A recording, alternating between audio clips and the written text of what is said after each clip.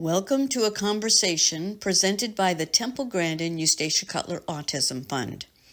Chris Curry and Eustacia Cutler are pleased to have Dr. Sally Burton Hoyle and Dr. Tony Attwood join us today to discuss how we can provide support to students with autism who are attending college.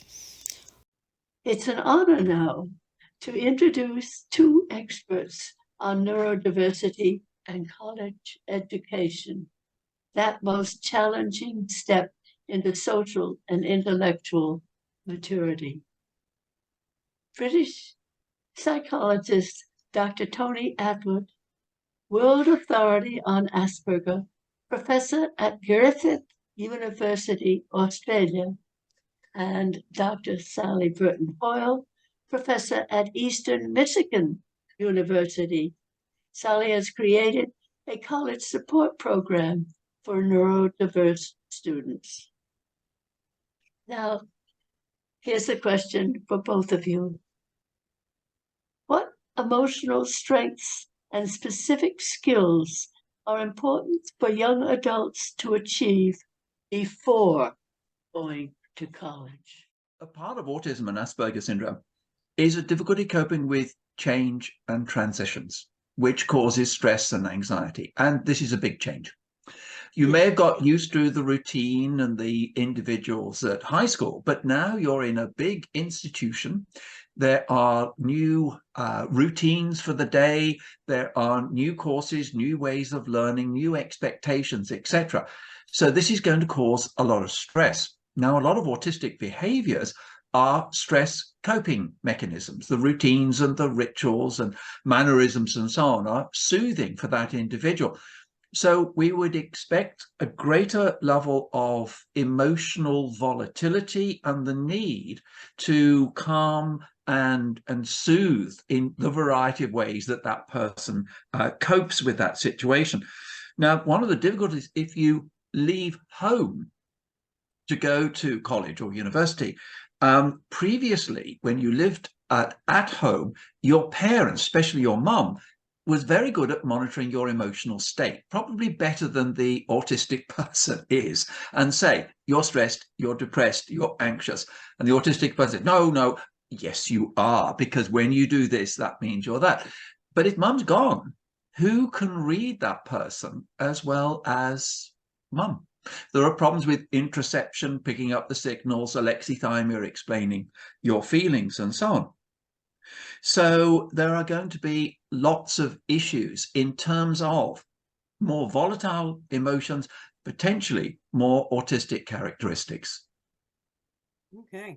And on the practical level, when I work with high school parents of kids with high school or younger, I say it's never too early to begin to insist on sleep schedules and bedtime routines and visual support so that they go to bed on time.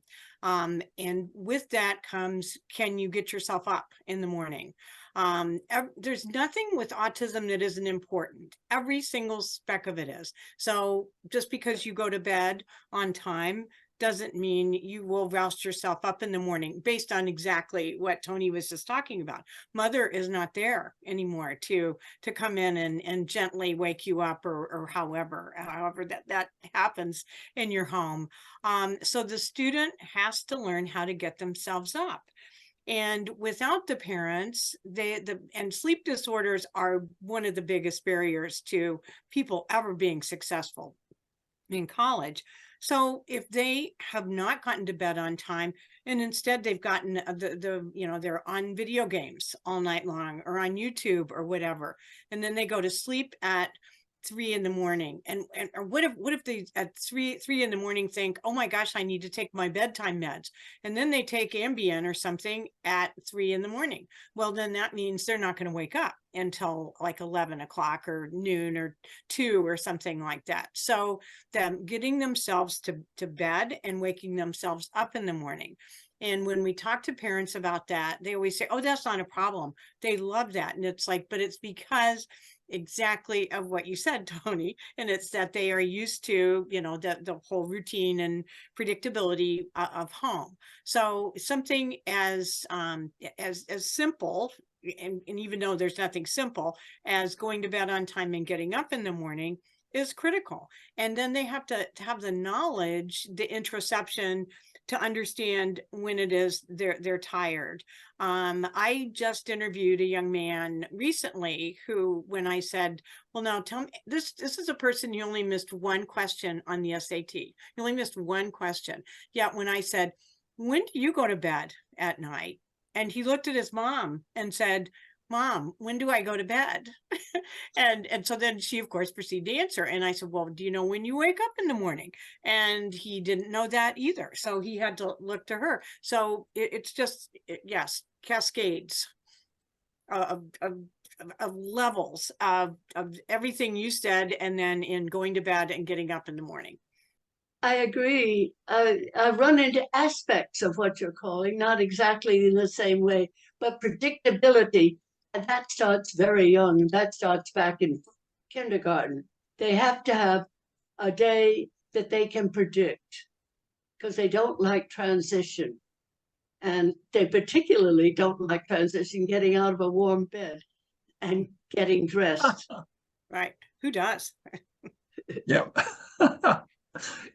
So what do you do about the parents who have don't really understand the competence or incompetence of their child because they have done so much for them that it seems like they know how to do it. It seems like they know how to get up. They know when to go to bed. But Tony, do you work with the parents at all? And I know Sally does, but do you talk to parents? And Okay, I think one of the problems is to a certain extent, in autism, there can be an extreme reaction to discomfort, distress, frustration, and so on. It's quite explosive. And it may well be that mum is the one that soothes and calms the individual. So it means that she may know, unless I do this for him or her, we're going to have a meltdown and everyone in the family will suffer. So I will do that for the whole family. But of course, this isn't encouraging the person to cope with distress and go through it and be okay. So I say sometimes the umbilical cord has not been cut when that person is 18, 19 years old. But it's done because of a recognition of their extreme distress if things go wrong. But the mum also feels that very strongly and can deal with it. And the autistic person says, Mum's so good at it, why should I try? I will never be as good as her. And because of this is like we rehearsed it, Tony, but because of exactly what Tony said, we don't ever try to cut parents out of any of the process of adjustment. So with some students, we might have them at bedtime, we encourage and use the visual schedules and a bedtime routine. And then we have a FaceTime with mom or dad or whoever at bedtime to kind of give a little simulation of their home routine. We have found it to be most successful in the morning when, if we've been successful, they've gone to sleep and they get up in the morning, that then they FaceTime their parents and take their morning meds. And that's been the biggest success that we've had. And we've had parents that then they would call their kids and say, don't forget to, get a bottle of water, drink that, and then take your meds. But they don't see mom. But when they do it on FaceTime, they do that. And then we have an additional aid in technology in that if the student isn't answering their phone, that they've got Alexa call them, and then Alexa will say, Tony, pick your phone up, it's mother. And so then the person would know, then they have to pick the phone up, and then that kind of can keep the cycle going. But then parents have to really believe that, because it really does work. We've been very successful with that. But so it's like we don't cut parents out, because that umbilical cord, it's still there for a lot of years. I have 3 grown sons. It's still there with them. Okay. Now, can I make a comment on what you said there? I thoroughly endorse what you're saying. But in a way, a part of autism is you need an external prompt. You need to see it or hear it. You may have the ability inside, but you can't access it until externally. And that's where I like the FaceTime, etc. Because when you have the person, oh, that's what I need to do, that they know what to do, but they need that initiation, that outside prompt by what they see or hear. Right, right. And then mothers would know, this was something that a mom said. She said, the night before, make sure you go to the second floor drinking fountain, because that has the cold water you like. And so then that is part of this one person's routine, is they go to the second floor and get that water. And then that's all part of the morning thing to kind of get them going. But if they don't have that, they can't, they're not like their typical, peers of rolling out of bed at 10 o'clock for a 10 o'clock class. That is not going to happen. All the characteristics of autism and time management and guessing about anticipating time and the passage of time, all the things that are in the DSM definition of autism are all there and are all at play, just with something as simple as getting up in the morning and going to bed at night. So it's the little things around, no, not little, as you say, everything's big with autism. It's getting through the day stuff, not the academic knowledge, or they don't need help with learning the material. They just need help with getting through the day and getting to class. Go ahead, Tony. Okay, I'm going to qualify that, because autism is often associated with ADHD and executive functioning. Also, if you have somebody who's stressed and anxious, exams are going to be a particular problem, because in autism, other people's anxiety is infectious. And so if you're in a big hall and everyone taking the exam, the point of an exam is to assess knowledge, not your ability to cope with anxiety. But there are going to be aspects of ADHD in terms of planning, organizing, time management, prioritization, closure, etc. So there, should we say, those are executive functioning, and mum has been an executive secretary, has organized plans, prioritized flow charts, etc. And when that's gone, that structure that the person needs in the day, then they're adrift. But also at high school, teachers may be aware of this and accommodate, but at college, university, you're completely on your own. Nobody really knows you and is going to accommodate that. So in the learning, the executive functioning ADHD features can become more conspicuous. Right. And when we talk to parents of their high school seniors and say, tell us, identify, list every kind of support that your student is receiving now, and nobody's aware of anything, they say, oh no, they're doing everything on their own. But it's exactly as you just said. It is the teachers checking on them. It's if there are parapros around, it's everybody's checking on them. Everybody's saying, oh, let's see, did you bring that home? They look in people's backpacks to see, did they bring things home? So when they come to us and they say, oh, they don't need anything, they're going to be fine, they're not going to need any supports. And then sometimes we'll have to call the schools and say, tell me all the things, and then they'll list all the many things that they did provide. But what about schools, high schools for teenagers with autism, where they go and live at that school, which is a kind of an in-between stage of what you're each talking about? You can go visit them, you can talk to the heads, but essentially it's a cutting loose of of the umbilical cord, as you spoke of it, a little bit, more gradually in those high school years. Do you run into that at all, Sally?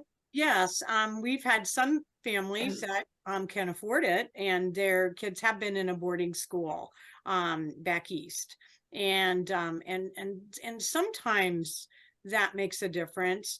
But when they experience all the emotional barriers and then it's the anxiety and the depression and the panic that then results in them unable to get up and go to class and all those kinds of things, then it really doesn't matter. So, I mean, we've had students that have done that, but it hasn't seemed to assist them as far as like adjusting.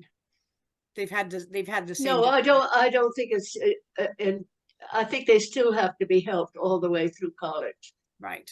It doesn't Yeah. end there. No. It just has assumed a different role. Yeah. I want to make Well- sure we move to the depression and anxiety, Tony, when you're done with your thought. And because students, once they even get the supports, it can all fall apart for them because of those emotional problems. So at some point, let's get to I that. think the depression has many reasons, but one of them, as they go to college, is grief for the lifestyle and person they used to be. It's gone. The Garden of Eden is gone. Yes, it has. And so there can be sort of depression and feeling adrift and lost, but also there's the sense of loneliness. You don't know your position in the system, and it can bring back a negativity about yourself. And if you haven't got friends in that situation, hopefully you may have had friends at high school who can be, should we say, objective. Oh, no, it's not as bad as you think, or no, etc. And there's nobody to put a brake on the descent into depression. There's somebody not seeing them. And I'll talk to the support staff, the clinical services at a university, and they'll say, our door is always open. If there's a problem, they can always come to us. I say, no, you go to them. If they don't turn up for the appointment, you go and find them. You'll probably have the same situation. Oh my goodness. Yeah. At 5 o'clock on, after 5, if you have a psychological issue, it's probably they're just going to call for an ambulance and or police. So it's that lack of ability to initiate. It kind of just goes back to kind of what autism is, and then difficulty in expression. So yeah, you have to go to them. So yeah, I love that. They don't. Yeah. And they don't. No, they don't. They say, oh, but I'm always available. But it also means, and this is another dimension, is that not only the university staff themselves, but the support services need to be educated in autism. Right. Oh, also, Tony, what about bullying? Because that gets into this picture. That when you're the odd one in the group, I think that boys bully, girls are slyer about it, but they have their way of, I don't know that I'd call it bullying exactly, but making the other person feel inadequate. Yes, but I think bullying tends to reach a peak in grades 8, 9, 10, 11, and then tends to diminish. It doesn't disappear, but I'm going to add a new dimension at college, and that's sexual assault, especially if alcohol and drugs are involved. The person is away from a network of friends and parents, and in their naivety are spotted by predators, and there are issues of sexual assault that can occur. You don't have friends who can say, don't trust this guy. I wouldn't trust them. You don't go out in a group. You're intoxicated, not necessarily by the alcohol, but by the attention. And you're not good at character judgments, where other people will say, oh, I don't trust this guy. They are intoxicated by the words, not the intentions. So the bullying and teasing and taking advantage of can move into the dimension of vulnerability for sexual assault. Right. Exactly right. Because that reading intention of people is a health and safety factor. And if you don't do that, then you can find yourself in all kinds of bad predicaments. But we haven't experienced bullying simply because if you walk around a college campus, everybody's got their headphones on and they're pretty much worrying about themselves. And so they don't care. I mean, and if you walked around college campuses to see that people are in their onesie pajamas, walking around to class, and I mean, and they've got their headphones on, and if it's cold, they've got hats and gloves and things like that on, but they're kind of more focused on themselves. But that all of that still, yes, there's health and safety, and it kind of goes back to that. I feel that ability to regulate sleep, because if you don't sleep well, and we've dealt with this a lot, and you want to get up and walk, and then you put headphones on and you're walking in the middle of the night, that's a bad thing. That is a very, very dangerous sort of thing. And that it's a combination of, you can't sleep, you can't read intention, and somebody was assaulted, and somebody was got their phone stolen and all that kind of thing, because they were walking along and somebody walked up to them. Then anybody else would have said, whoa, cross the street or something. They did not read that intention, and instead took one headphone off to be polite, and then ended up, bad things happen. So yeah, it just snowballs. It just snowballs. But it's like nothing good ever happens after midnight. That is the truth. I like that phrase. Yeah. It's a good one. Yeah.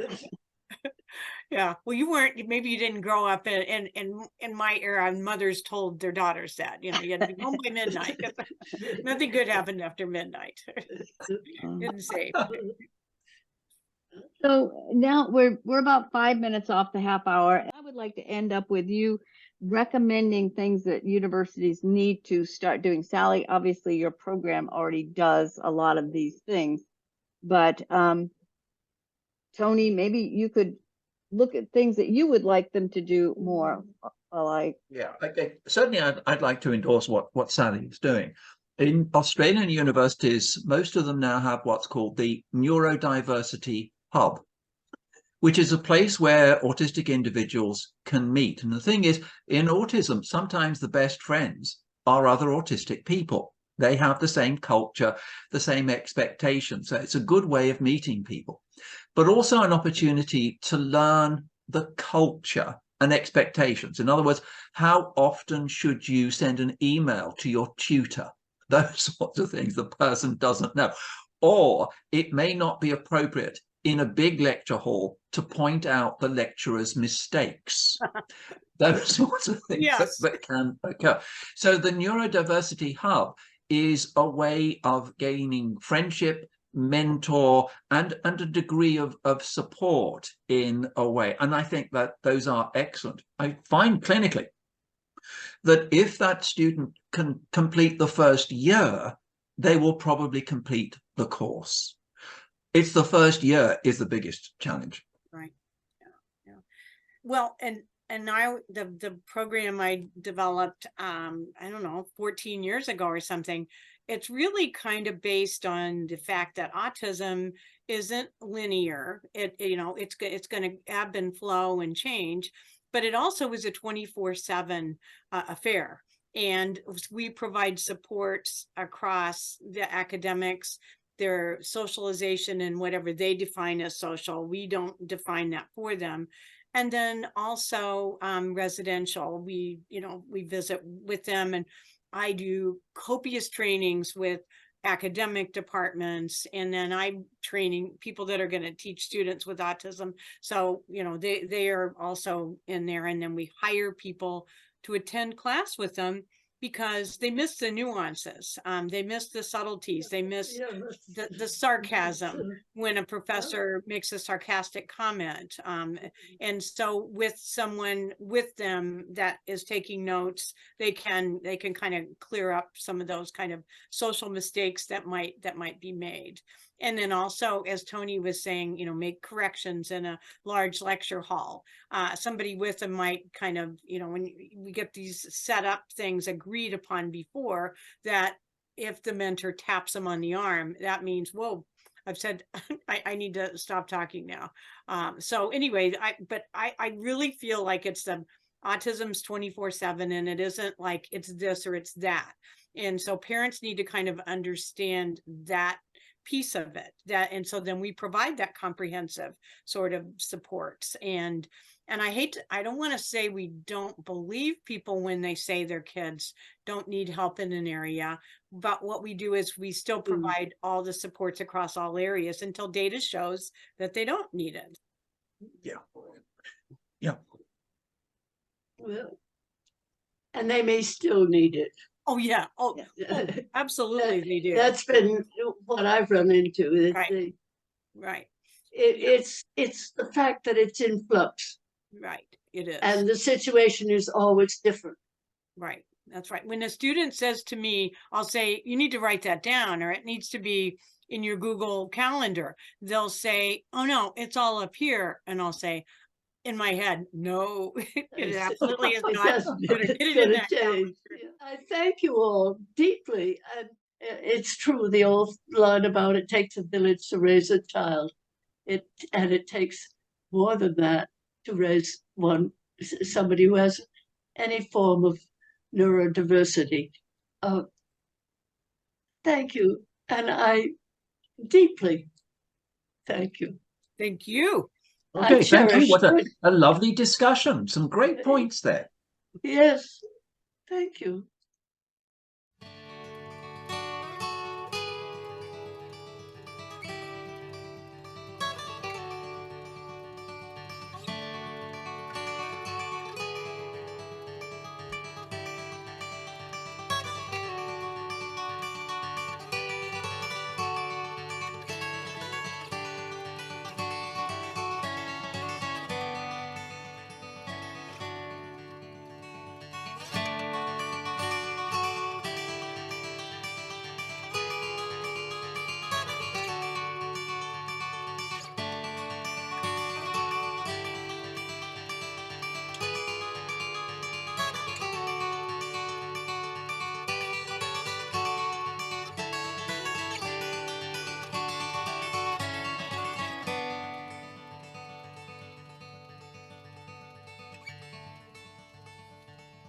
Look at me, look at me, look at me right in the eye.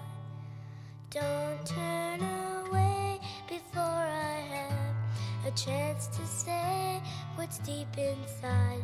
And all the hopes and dreams I have will go spinning round and round. And you'll hear so very clear every word without a sound. Lift your head, lift your eyes, look at me. Look at me, look at me, look at me right in the eye. Don't turn away before I have a chance to say what's deep inside. And all the hopes and dreams I have will go